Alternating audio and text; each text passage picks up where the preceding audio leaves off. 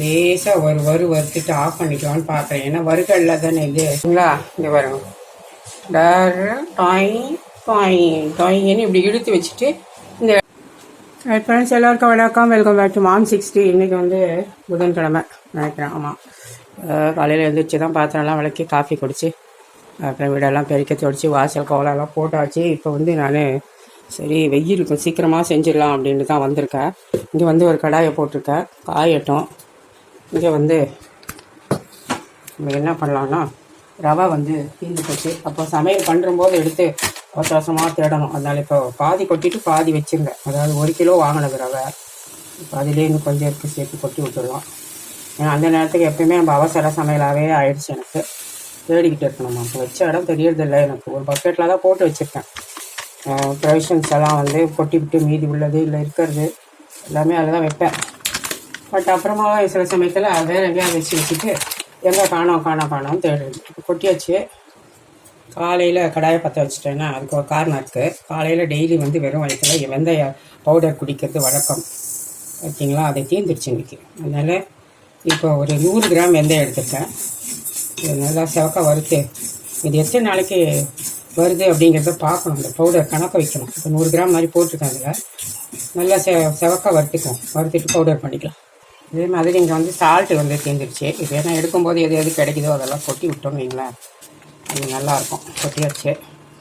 அடுத்து இங்கே வந்து சாம்பார் பவுடர் சக்தி. நான் வந்து ஒரு 100 கிராம் வாங்கிட்டு வந்து வச்சேன். என் பையன் என்ன பண்ணிட்டேன், நான் இல்லைன்னு சொல்லிட்டு இருந்தேன்னு அவன் போய் ஒரு எவ்வளோ தெரியல 200 வாங்கி வந்துட்டான். கொட்டி வச்சிடலாம். இதை யூஸ் பண்ணியிருக்கலாம் ஃபஸ்ட்டு. சரி, இதை ஓப்பன் பண்ணிட்டேன். இதை கொட்டியாச்சு. மீதி அந்த மாதிரி கவர் பண்ணி ரப்பர் பேண்டில் வச்சிடலாம். இங்கே அதே கடாயை வச்சுட்டேன். வெந்தயம் வறுப்பட்டுடுச்சு. இங்கே பார்த்தீங்கன்னா அவங்க உப்பு கடாயில் வாங்கிட்டு வந்து சாப்பிடவே மறந்தாச்சு. நான் ஒரு ஆள் சாப்பிட்றது சாயங்காலம் பொரிக்கிறது அது எல்லாம் கம்ப்ளீட்டாக நமுத்து போச்சு. எவ்வளோ இருக்குது பாருங்கள், எவ்வளோ காசு தெரியுங்களா. அது இருக்கும்போதே என் பையன் வாங்கிட்டு வந்து நிறையா போட்டுருக்கான். அதே நான் பார்த்து சாப்பிடுவேன். நான் இப்போ பயந்து அப்படின்னு எனக்கு கொஞ்சம் ஒத்துக்காது. இருந்தாலும் சாயங்காலம் ஏதாவது பொரிக்க வேணுமே இதை வாங்கி வச்சுக்கிறது, எண்ணெய் இல்லாமல் இருக்க பொருள்னு. அதனால் இப்போ என்ன பண்ணியிருக்கேன், கடாயை லைட்டாக சூடு பண்ணிவிட்டு இப்போ அது மேலே லேசாக வறுத்துட்டு ஆஃப் பண்ணிக்கலான்னு பார்க்குறேன். ஏன்னா வறுக்கல்ல தானே இது கொஞ்சம் வறுத்தா நல்லா மறுமறுப்பாகுதான்னு ட்ரையல் பார்ப்போம். இதுக்கு முன்னாடிலாம் தூக்கி போட்டுமே இப்போல்லாம் போடுறதில்லை, நிறைய இருக்குல்ல. இது வறுப்படுறதுக்கு இன்னொரு ஐடியா பண்ணுறேன். பார்த்தீங்கன்னா லைட்டாக உப்பு போட்டு விடுவோம். என்னதான் பார்ப்போம். ஏன்னா அது சூடேறி வறுப்பட்டு ஒரு வேலை நல்லா வறுப்படுமா என்னன்னு தெரியல. மணலில் தானே வறுப்பாங்க, நம்ம மணலுக்கு எங்கே போகிறது, குப்பையே போட்டு வறுப்போம். அவ்வளோதான். ஒரு 2 நிமிஷம் நல்லா கடாயை காய வச்சுட்டு நல்லா சிம்மரில் வச்சுட்டு அப்படியே வறுத்து ஸ்டவ் ஆஃப் பண்ணிட்டேன். பார்க்கலாம் எப்படி இருக்குன்ட்டு. நல்லாவே வாசனை வருது. இப்போ வந்து வெந்தயத்தை நல்லா வறுத்தாச்சு பார்த்தீங்களா. இப்போ வந்து இது காஞ்சிருக்கு மிக்ஸி. இன்னைக்கு காலையில் அடுத்து அரைச்சிடுறேன். நல்லா நைஸாக அரைச்சிட்டேன். இது இவ்வளோவா நான் குடிக்கிறேன்னா அப்படின்னு எனக்கே ஆச்சரியமாக இருக்க அளவுக்கு தான் பார்த்துட்டு இருக்கேன். ஃபுல்லாக எவ்வளோ வருது, இது எத்தனை நாளைக்கு வருது, மாதம் வருதா இல்லை மாதத்தை தாண்டி வருதா அப்படிங்கிறத இன்றைக்கி 1ஆம் தேதி பார்ப்போம். நம்ம கொட்டிட்டு காமிச்சேன் பார்த்தீங்களா. 100 கிராம் பவுடர் இவ்வளோ வந்திருக்கு. இது வெறுமே நம்ம குடிக்க மட்டும் இல்லை, இதை வந்து நம்ம புளியோதரை, லெமன் ரைஸு, சாம்பார், வத்தக்குழம்பு, காரக்குழம்பு இதெல்லாம் செய்யும்போது நம்ம இதில் இந்த மாதிரி ஒரு சின்ன ஸ்பூனில் இதில் ஒரு 1/2 ஸ்பூன், இந்த குட்டி ஸ்பூனில் ரொம்ப வேணாம் கசக்கும். இந்த அளவுக்கு போட்டான்னு வைங்களேன், அவ்வளோ மனமாக இருக்கும். செய்து அப்பப்போ அவ்வளோன்னு நம்ம நுணுக்க முடியாது. இது மாதிரி பண்ணி வச்சுட்டிங்கன்னா அவசரத்துக்கு யூஸ் ஆகும். நான் இப்படி தான் இதை குடிச்சிட்ருக்கேன் தினம். வெந்நீரில் போட்டு காலையில் ஒரு டம்ளர் வெந்நீரில் இதில் சின்ன ஸ்பூனில் 1 ஸ்பூன் சாப்பிடுவேன். இது பார்க்கலாம். கடாயோடு அப்படியே விட்டுட்டேன் சூடாக. ஆனால் லேசாக தான் மறுமறுப்பு வந்திருக்கேன். அந்த பழைய இது இல்லை. கொஞ்சம் பெட்டராக இருக்குது. நான் நினைக்கிறேன் இன்னும் 1 நிமிஷம் வறுத்தா எனக்கு நல்லா இருக்கும்னு நினைக்கிறேன். வறுத்துட்டு பார்க்கலாம். அடுத்து பார்த்தீங்கன்னா நேற்று வந்து சாதம் மீதமாயிடுச்சு. நிறையவே போட்டு வடிச்சிட்டேன் தெரியாமல். அது இருக்குது. இப்போ வந்து என் சாதத்தை கொஞ்சம் வந்து பார்த்திங்கன்னா சாம்பார் நிறைய இருக்குது, கொஞ்சம் இல்லை நிறையவே இருக்குது. சரி பொங்கலை தாளிச்சிடலான்னு ஒரு பிளான் வந்துச்சு. நேற்றே அப்படி தான் ஐடியா போட்டு தான் பட் மறந்துட்டேன் நான் இதை. இப்போ வந்து ஒரு குக்கரை வச்சுட்டேன். குக்கர் காஞ்சிட்டே இருக்குது. இப்போ வந்து அந்த சாதத்தில் நான் 3/4 சாதம் தான் போடுவேன், 2 கை. அதுக்கு வந்து பார்த்திங்கன்னா இந்த மாதிரி ஒரு பிடி பார்த்திங்கன்னா பாசிப்பருப்பு போட்டுடலாம். போட்டு லேசாக வறுத்துட்டு, ஏன்னா 2 பேர் தான் பொங்கலுக்கு, அதனால் இது லேசாக வறுத்துக்கலாம். அதுக்கப்புறம் சுடு தண்ணி வச்சுருக்கேன், வறுத்துட்டு காட்டேன். இப்போ வந்து பாசிப்பருப்பை நல்லா வறுத்துட்டேன், வாஷ் பண்ணிட்டேன். இப்போ வந்து பக்கத்தில் தண்ணி வச்சுருக்கேன் கொதிக்கட்டும்ட்டு, ஏன்னா சீக்கிரமாக ஆகிறதுக்கு. இப்போ அதில் வந்து ஒரு 1.5 டம்ளர் அளவுக்கு தண்ணி 1 டம்ளர் ஊற்றிருக்கேன். இதே கூட போகிறோம். இப்போ கொஞ்சம் கொதிக்கட்டும். அது நல்லா 1 டம்ளர் தண்ணி வச்சுருக்கேன். இப்போ இதில் வந்து சாதம் நல்லா ஒரு பவுல் அளவு போட்டுக்கணும். அதாவது கையால் எடுத்தோம்னா நல்லா 2 கை வரும்னு வச்சுக்கோங்களேன். அப்படி கணக்கு கையில் அப்படி சொன்னால் தான் அவங்கவுங்க கையில் புரியுங்கிறதுனால நான் கை சொல்கிறேன். ஏன்னா 6 அளவுக்கு ஒரு அளவுக்குனா நிறைய பேருக்கு தெரியாதுங்கிறதுக்காக தான் நான் சொல்கிறேன். நல்லா ஒரு 2 கை இருக்க அளவு போட்டுக்கிட்டுக்கலாம். இன்னும் கொஞ்சம் இருக்குது போடலாம். ஆனால் சாப்பிட முடியுமா முடியாதோ தெரியலை. இப்போ இதில் கொஞ்சமாக உப்பு ஒரு 1/4 ஸ்பூன் போடுறேன். நான் வந்து சாதத்தில் உப்பு போட்டு வடிச்சிருக்கேன். நீங்கள் போடாமல் வடித்த சாதமாக இருந்தால் ஒரு 1/2 ஸ்பூன் கூட போட்டுக்கோங்க சின்ன ஸ்பூனில். அப்படியே மூடி வச்சுட்டு நல்லா ஒரு 3 விசில் வச்சுட்டு நம்ம ஆஃப் பண்ணிக்கலாம். பருப்பெல்லாம் வெந்து 3 விசில் அது வேகத்துக்குள்ளங்க சாம்பார் நல்லா கொதிக்க விட்டு வச்சிடலாம். பார்த்தீங்கன்னா அந்த உப்பு கடலை பரவாயில்ல, நல்லாவே மொறு ஆயிருக்கு. என்ன பண்ணுறது யோசிச்சுருந்தேன். சவுண்டு கேட்குதா பாருங்க, நல்லாவே இருக்கு. கொட்டிடலாம். நான் கொட்டிடலாம்னு சொன்னது வெளியே இல்லை, தூரப்பட்டேன்னு சொல்ல. இருந்தாலும் ஒரு கவரில் போட்டுடலாம். ஆறிடுச்சு, லேசாக சூடாகுது. கூட யாருன்னா நல்லா இருக்குன்னு நினைக்கிறேன். ஏன்னா கடாய் சூடே கொஞ்சம் இருக்குது. இதில் போட்டு 3 விசில் வந்துச்சு. குக்கர் நான் ஆஃப் பண்ணிட்டேன். அதான் இன்னுமே சூடாக தான் இருக்குது. உள்ளே போட்டேன். இது அப்படியே ஆறட்டோன்னா நான் என்ன பண்ண போகிறேன், அதுக்கப்புறம் இந்த பாட்டிலில் வைக்க போகிறேன். ஏன்னா அப்படி வைக்காதான் நமத்து போச்சு. வெறும் பாட்டில் ஏர் டைட்டே இல்லை பாருங்கள். அதனால தான் ஏர் டைட்டுன்னு சொல்கிறாங்க. பட் ஏர் டைட் கண்டெய்னர் எதுவுமே ஏர் டைட்டாக இருக்கிறது இல்லை. பார்த்தீங்களா பொங்கல் பாருங்கள் நல்லா வந்திருக்கு. பார்த்தீங்களா தெரியுதா? இப்படி தான் நம்ம மீதமான சாதத்தில் இப்படி தான் செய்யணும். ரொம்ப சுலபம் அது. பாருங்கள் 3 விசில் வச்சு எடுத்துட்டோம். இப்போ அந்த மாதிரி நல்லா ஒரு கரண்டி மேஷர் எதுனா எடுத்துக்கோங்க. உங்கள்கிட்ட இது கொஞ்சம் நான் கரண்டியே எடுத்துக்கிட்டேன். வேணும்னா நல்லா வேணும் உங்களுக்கு, நல்லா குழப்பலான்னு வேணும்னா நல்லா மேஷரில் வச்சு பண்ணிக்கலாம். நல்லா மசிச்சு விட்டுக்கலாம். பாருங்க நல்லா மசிச்சு விட்டுட்டேன். இங்கே ஒரு கடாயில் ஒரு 3 டேபிள் ஸ்பூனு எண்ணெய் விட்டுருக்கேன். நான் எப்பவுமே சொல்லுவேன் இல்லைங்களா, பொங்கல் உப்பு ஆக்கலாம். ஆளுக்கு 1 டேபிள் ஸ்பூன் கணக்கு வச்சு மேலே ஒன்று எக்ஸ்ட்ரா ஊற்றினீங்களா கரெக்டாக இருக்கும். அத்தனை பேருக்கு. நெய் வந்து 1 ஸ்பூன். ஏன்னா நெய் அதிகம் வேண்டாம். அது நீங்கள் அதுக்கு தகுந்த மாதிரி சேர்த்துக்கோங்க. நெய்யும் மிக்ஸ் பண்ணி சேர்த்துக்கோங்க. இது காயட்டும். இப்போ எண்ணெய் காஞ்சிடுச்சு. இப்போ இதில் வந்து மிளகு ஒரு 1/4 ஸ்பூன் மிளகு தட்டி வச்சுருக்கேன். இஞ்சி கொஞ்சம் பிடிச்சா கருவேப்பிலை மிளகை போட்டுக்கலாம். அடுத்து சும்மாரில் போட்டுக்கோங்க ஃப்ரீயாமல். சீரகம் வந்து ஒரு 1/4 ஸ்பூன். நம்ம எவ்வளோ எடுக்கிறோமோ தகுந்த மாதிரி. இது 3 பேர் வரைக்கும் சாப்பிடலாம். அந்த அளவுக்கு தான் இருக்குது. இஞ்சி கருவேப்பிலை அவ்வளோதான். ஸ்டவ் ஆஃப் பண்ணிக்கலாம். அதோட கருவேப்பிலை ரொம்ப கருகுனா நல்லா இருக்காது. கொஞ்சமாக பெருங்காயம். நான் பருப்பெல்லாம் சேர்த்துருக்கோம் இல்லைங்களா, அவ்வளோ போட்டு. நீங்கள் முந்திரி பருப்பு வேணும்னா வறுத்து போட்டுக்கணும். இப்போது இந்த தாளித்து வச்சதே இதை சேர்த்து. உப்பு வேணும்னா நீங்கள் அதேமாதிரி கொஞ்சம் பொங்கல் எடுத்து அப்படியே அந்த கடாயில் எப்படி எடுத்துக்கிங்களா, இங்கே பாருங்கள் சுத்தமாக அந்த எண்ணெய்கள்லாம் வந்துடும். இதுவுமே ஒரு டிப்ஸ் தான். பிகினர்ஸ்க்கு அதில் எண்ணெய் இருக்கும், என்ன பண்ணணும்னு தெரியாது, தேய்ச்சிட்டு கிடப்பாங்க. பெரியவங்கன்னா நம்ம எதாவது செய்துக்குவோம். அதில் தெரியாமல் கூட போடுவாங்க. அவ்வளோதான். எல்லாத்தையும் மிக்ஸ் பண்ணிடலாம். உப்பு பார்த்துரும். இப்போ நம்மளோட பொங்கல் ரெடி. நான் வந்து கொஞ்சம் எண்ணெய் கம்மியாக தான் விட்டுருக்கேன். இன்னும் கூட நீங்கள் 2 டேபிள் ஸ்பூன் ஊற்றினா இன்னும் நல்லாயிருக்கும். போதும்னு நான் நிப்பாட்டிட்டேன். இப்போ நம்ம மீதமான சாதத்தில் செஞ்ச பொங்கலும் நேற்று வச்ச சாம்பார் தான் அட்ஜஸ்ட் பண்ணி சாப்பிடலாம். இதுவே வந்து நல்லா தாராளமாக 3 பேர் சாப்பிட்ற அளவுக்கு தான், மீற தான் போகுது. அப்புறம் நான் இங்கே வந்து இங்கே ஒன்று காட்டுறேன். அது வந்து எலக்ட்ரிக் ரைஸ் குக்கர் பாருங்க.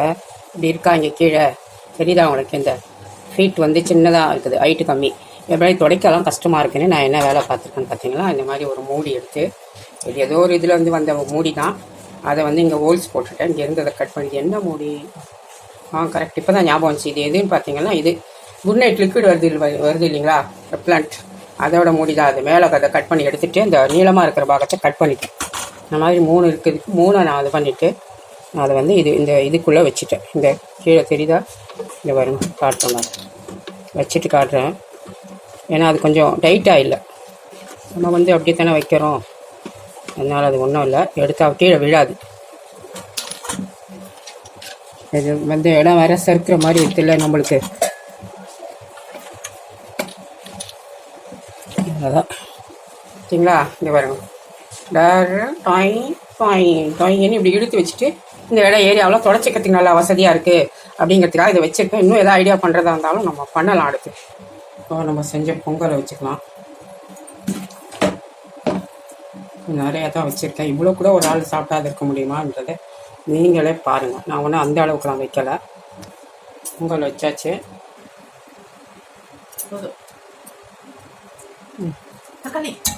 இல்லை எடுத்து போல அப்படின்னா அவ்வளோதான் நடக்கிற பெரிய. இப்போ வந்து இங்கே சாம்பார் ஊற்றிக்கலாம். ஏன்னா வெண்டைக்காயெல்லாம் கிடக்க வச்சு சாப்பிடலாம். காய் விற்கிற விலைக்கு காயை தின்னா உடம்புக்காவது நல்லது. பிடிக்கலனாலும் சாப்பிட்டு தான் ஆகணும். அதனால் ஊற்றியாச்சு. அவ்வளோதான். சாம்பார் நல்லா கமகமான வாசனையாக இருக்குது. வேறு யாராவது கொடுத்தா அக்கா நல்லா சாப்பிடுவாங்க. சாம்பார் நல்லா தான் இருக்குது. கூட ஒரு சட்னி ஒரு வடை வச்சா இன்னும் கொஞ்சம் நல்லாயிருக்கும். இந்த பாருங்கள், காய்கறி எவ்வளோ இருக்குது ஃப்ரிட்ஜில். இவ்வளோ வச்சுக்கிட்டு நான் செய்யவே இல்லை. என்ன பண்ணுறதுன்னு தெரியலை. ஏன்னா சப்பாத்தினா சைட் டிஷ்க்கு ரொம்ப யோசிக்க வேண்டியதாகுது. மணி 12 ஆக போகுது. அப்படி இப்படி எல்லாத்தையும் யோசிச்சு கடைசியில் வந்து இங்கே ஒரு 3 முட்டையை போட்டிருக்கேன். குக்கரில் போட்டு 4 விசில் வச்சுட்டு ஆஃப் பண்ணிக்கலாம். என்ன செய்யறதுன்னு யோசிச்சு வச்சு 12 மணி வரைக்கும் மண்டை காஞ்சது தான் மிச்சம். ஏற்கனவே மண்டை காயும். என்ன செய்யறது இப்போ அது கூட பார்த்தா அதுக்கு பார்த்தீங்களா வெயிலும் சேர்த்து கொளுத்தி நம்ம மண்டையை நல்லா காய வைக்கிது. கடைசியில் அதான் இருக்குல்ல முட்டை, அதை போட்டாச்சு. இப்போ அதுக்கு ஒரு 4 தக்காளி 3 வெங்காயம் கொண்டு வந்துட்டு அதை கட் பண்ணிக்கலாம். மோரை கொஞ்சம் அடித்து வச்சுருக்கேன். அதை குடிச்சிட்டு தான் வேலை பார்க்கணும். அதே மாதிரி இந்த வெயிலில் மோர் குடிக்கும்போது ஒரு சின்ன டிப்ஸு. ஏஜ் பர்சன், வயசானவங்க அந்த மாதிரிலாம் இருக்கிறவங்களா இருந்தால் கொஞ்சம் உப்பை கம்மி பண்ணி போட்டு குடிங்க. இந்த வெயிலுக்கு நீர் கடுப்பு மாதிரி ஆகிடும். என்ன தான் மோர் குடித்தாலும் உப்பை வந்து குறைச்சி கம்மியாக உப்பு போட்டு குடிங்க. அப்போ தான் வந்து நல்லாயிருக்கும். இதை நீங்கள் வேணும்னா இந்த டிப்ஸை ஃபாலோ பண்ணிக்கணும். இப்போ வந்து ஒரு கடாயில் வந்து கொஞ்சம் எண்ணெய் போட்டேன். இதில் வந்து தாளிப்பு கொடுத்துக்கலாம். சீரகம், கடுகு, கொஞ்சமாக உளுத்தம் பருப்பு, அவ்வளோதான். வேறு எதுவும் போடலை. இந்த தக்காளியெல்லாம் வச்சு ஒரு சட்னி ஆட்டம் பண்ண போகிற முட்டை தொக்கு தான். அதே மாதிரி வந்து வயசானவங்க கொஞ்சம் அப்பப்போ ஏதாவது இந்த மாதிரி டைல்யூட்டாக கொஞ்சம் குடிச்சிட்டே இருக்கிறது நல்லது. முக்கியமாக சுகரு பிபி இருக்கிறவங்கெல்லாம் கொஞ்சம் இந்த மாதிரி இது பண்ணுங்க. ஏன்னா அந்த வெயில் வந்து ரொம்ப டயர்டாகிடும். சாதாரணமாகவே எல்லாருக்குமே இருக்கும். இந்த மாதிரி உள்ளவங்களுக்கு கொஞ்சம் அதிகமாகவே ஃபீல் ஆகும். அதுக்காக சொல்கிறேன். இப்போ இங்கே வந்து வெங்காயம், தக்காளி, ஒரு சின்ன கேரட்டின் சேர்த்து பொடியாக கட் பண்ணி வச்சுருக்கேன். கருவேப்பிலையை ஒரு 10 மிளகா கட் பண்ணி வச்சுருக்கேன். அவ்வளோதான். இது வெங்காயத்தை போட்டுருவோம். இன்றைக்கி நான் வந்து கடாயிலே தான் பண்ணுறேன். எல்லாம் பார்க்கலாம். இந்த தக்காளி வேகலைன்னா ஒரே பாடுபடுத்துவாங்க எங்கள் வீட்டில். என்ன பண்ணுவேன், அப்படி தான் குக்கர் வச்சுருந்தேன். நல்லா வெந்துச்சுன்னா தக்காளி பேசாமல் இருப்பாங்க. இல்லைன்னா அப்படியே எடுத்து தூக்கி போட்டுருவாங்க. தக்காளியோட மட்டும் எடுத்து போட்டால் பரவாயில்ல. கூட என்ன இருக்கோ கைக்கு கிடைக்கிறதெல்லாம் எடுத்து வெளியே போட்டுருவாங்க. அந்த மாதிரி ஒரு பசங்க. இப்போ பார்த்தீங்கன்னா கேரட்டு வெளியே போட்டுக்கலாம். கருவேப்பிலை, கொத்தமல்லி இல்லை, பச்சை மிளகா சும்மா அவசியம்தான். தேவைப்பட்டால் போட்டுக்கோங்க, வேண்டாம்னா விட்டுக்கோங்க, பண்ணிடுங்க. ஏன்னா இந்த வெயில் காலத்தில் கொஞ்சம் பச்சை மிளகா அவாய்ட் பண்ணுறது நல்லது தான். ஏதோ கையில் கிடைச்சிட்டு எடுத்து வந்து போட்டுட்டேன். முடிஞ்ச அளவுக்கு வந்து பச்சை மிளகா காரத்தை பறிச்சிருக்கேன். தக்காளி பிசைஞ்ச மாதிரி போட்டுக்கலாம். ஏற்கனவே பொடியெல்லாம் அரிஞ்சு வச்சுருக்கேன். இருந்தாலும் கையில் அப்படி பிசைஞ்ச மாதிரி போட்டிங்கன்னா கொஞ்சம் அது நல்லா வெந்து வரத்துக்கு நல்லாயிருக்கும். மேட்ச் ஆகும். அதுக்காக தான் இந்த ஐடியா. என்னவோ பண்ண வேண்டியதாக இருக்கேன். எவ்வளோ இப்போ ஒரு பெரிய வேலையை நடத்திடலாம் உங்களுக்கு. இதை வந்து கொஞ்சமாக இஞ்சி பூண்டு பேஸ்ட்டு, ரொம்ப வேண்டாம், ஒரு 1/4 ஸ்பூன் தான் போடும், அதிகமாக தேவையில்லை. இதுக்கு வந்து தேவையான அளவு கொஞ்சம் உப்பு சேர்த்துக்கலாம். இது வெந்தால் கம்மியாக தான், ஒரு 3/4 ஸ்பூன் இருக்கிற மாதிரி கொஞ்சம் சொல்லப்படுது. இப்போ இதிலே வந்து கொஞ்சமாக மஞ்சள் தூள், மிளகாத்தூள் பார்த்தீங்கன்னா ஒரு 3/4 ஸ்பூன் போடுறேன். ஏன்னா 3 வெங்காயம் 3 தக்காளி போட்டுருக்கேன். தனியாக போடுறது வந்து ஒரு 1/2 ஸ்பூன் போதும். பச்சை மிளகா வேறு ஒன்று போட்டிருக்கோம் இல்லையா, அதுவே போதும். இப்போ இது கூட டொமேட்டோ வந்து கெச்சப் வந்து வேணும்னா போட்டுக்கணும், வேணான்னா விட்டுருங்க. நான் வந்து 1 ஸ்பூன் போடுறேன். ஏன்னா இந்த வெங்காயம் தக்காளி வேகலாம் எங்கள் வீட்டில் இருக்கிறது பிசாசுங்கெல்லாம் வந்து ஏதாவது சொல்லுங்கள். அதுக்கு போட்டேன்னு வைங்களேன், கொஞ்சம் நல்லா அது வெந்து மேஷ் ஆகிடுச்சுன்னா அப்போவா தூக்கப்படாத இருப்பாங்க. நான் போடுறேன். கடைசியில் பார்த்தா எனக்கு அதெல்லாம் சாப்பிடவே கூடாது. என்ன பண்ணுறதுங்களால அதையெல்லாம் சாப்பிட வேண்டியதாக தானே இருக்குது. நம்மளுமே சேர்ந்து நமக்காக எதுவுமே ஸ்பெஷலாக எதுவும் பண்ணிக்க முடியாது, ஒரு வழி இல்லை. சரி, குழம்பு அதை இதை மூடி வைப்போம். நல்லா வதங்கட்டும் கொஞ்சம். அது அங்கே வதங்கட்டும். அதுக்குள்ளே நம்ம எப்பவும் போல் நம்ம மாவுக்கு செய்கிற படலாம் இருக்குது இல்லைங்களா, அதை எடுத்துக்கலாம். அதாவது வந்து ஒரு 1/2 கிலோ மாவு கிட்டே நான் போடுவேன். அதனால 1/2 ஸ்பூன் உப்பு. நீங்கள் ஒரு 1/4 கிலோ மாவு போட்டிங்கன்னா 1/4 ஸ்பூன் உப்பு போடுறோம். அதுக்கு மேலே போடாதீங்க. ஏன்னா வந்து உப்பு குறைச்சி கூட சாப்பிட்டா நல்லதான். 1 ஸ்பூன் ஆயில் விட்டுக்கிறேன். எப்பவும் போல் நம்ம பிசைஞ்சிக்கலாம். மாவு வந்து இந்த கரண்டியில் நான் 10 கரண்டி போடுவேன். எனக்கு ஒரு கணக்கு. இது எனக்கு கிட்டத்தட்ட 3 நாளைக்கு வந்துடும். சப்பாத்தி 5, 6, 7, 8, 9, 10, இன்னுமே 1, அவ்வளோதான்.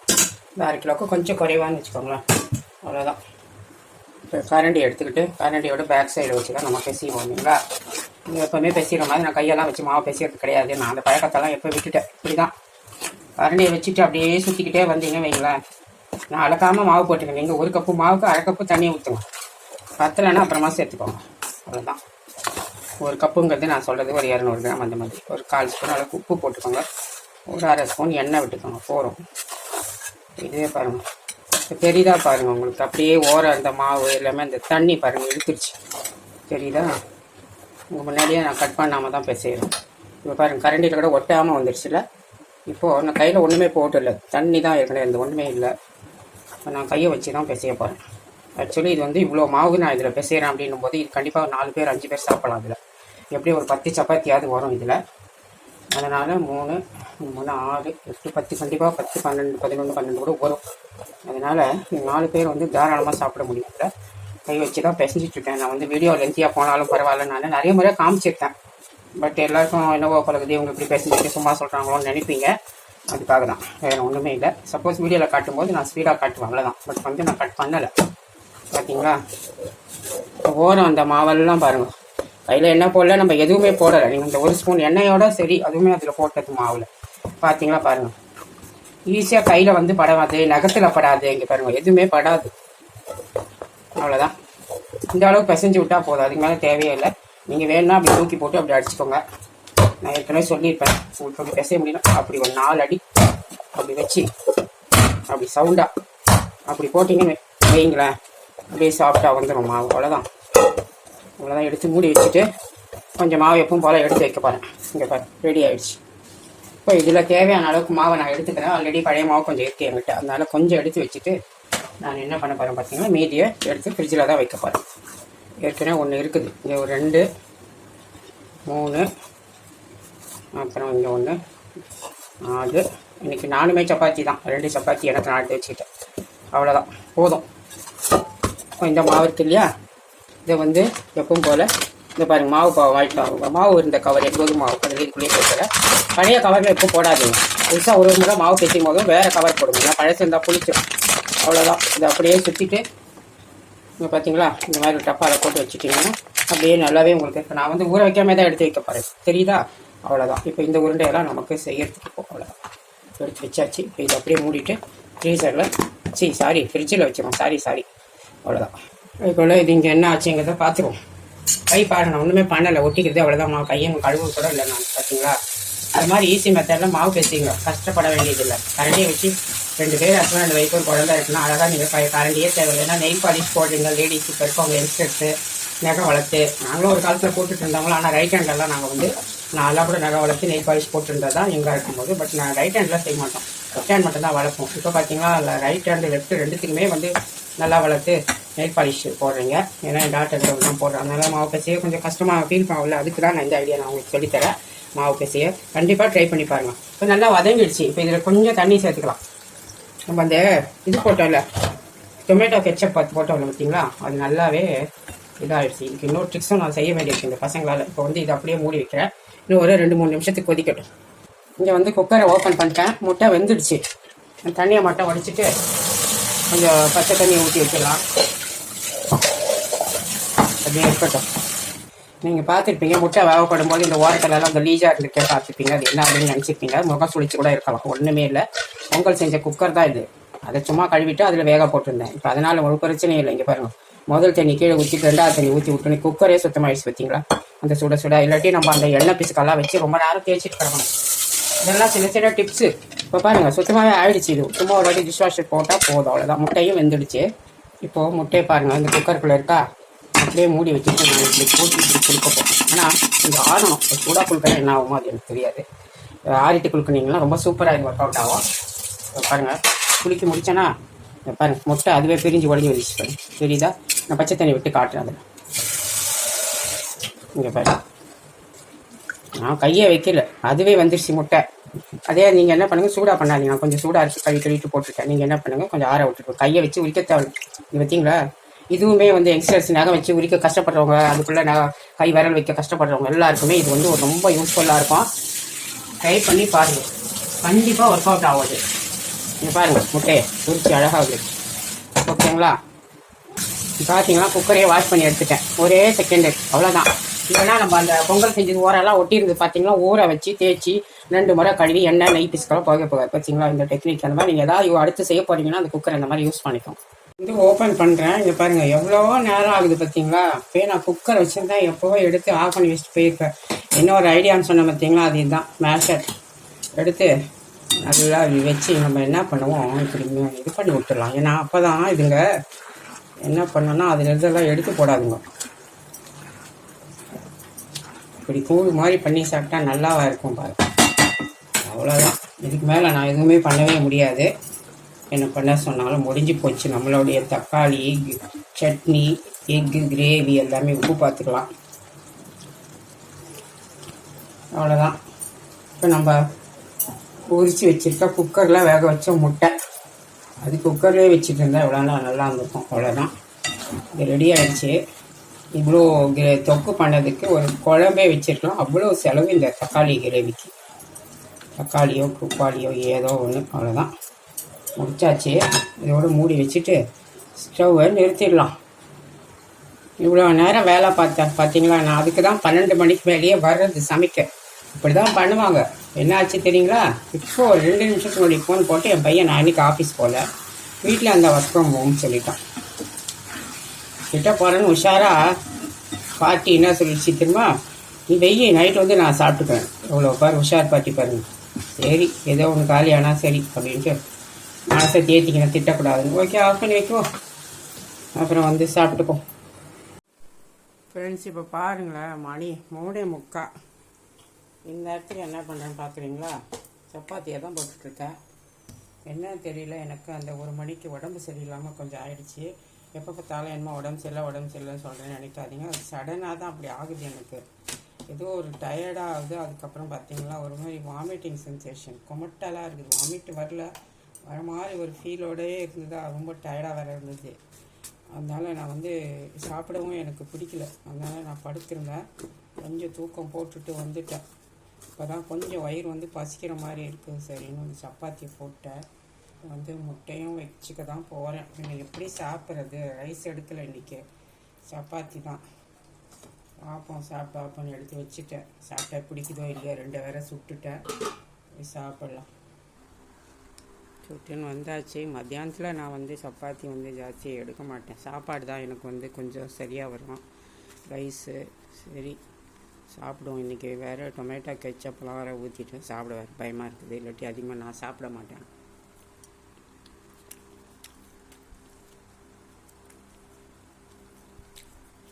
அவ்வளோ இப்போ கூட பசி ஒன்றும் அவ்வளோவா தெரியல. வயிறு ஏதோ பண்ணுற மாதிரி இருக்கும். சாப்பிட்டாங்க நல்லா தான் இருக்கும்.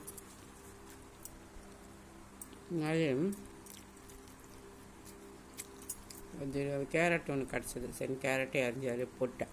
நமக்கு என்ன காய் ஏதோ அதுக்கு தோதாக இருந்ததுன்னு அது மாதிரி போட்டு செஞ்சு நல்லாயிருக்கும். கொஞ்சம் கார சரமாக தான் இருந்தது சட்னி. என்ன பண்ணுறது, வாய்க்கு அப்படி தான் கேட்குது. சாப்பிட்டு முடிச்சுட்டு நான் சொல்கிறேன். நல்லா தான் இருக்குது. முட்டையை எடுக்க மாட்டேன்னு சொல்லிட்டு இப்போல்லாம் வர நான் முட்டையை சாப்பிட்டுட்டே இருக்கேன். வெறுமனே தக்காளி சட்னி சாப்பிட ஒரு மாதிரியா இருக்கு. நல்லா தான் இருக்குது. சாப்பிட்டு முடிச்சிடலாம்.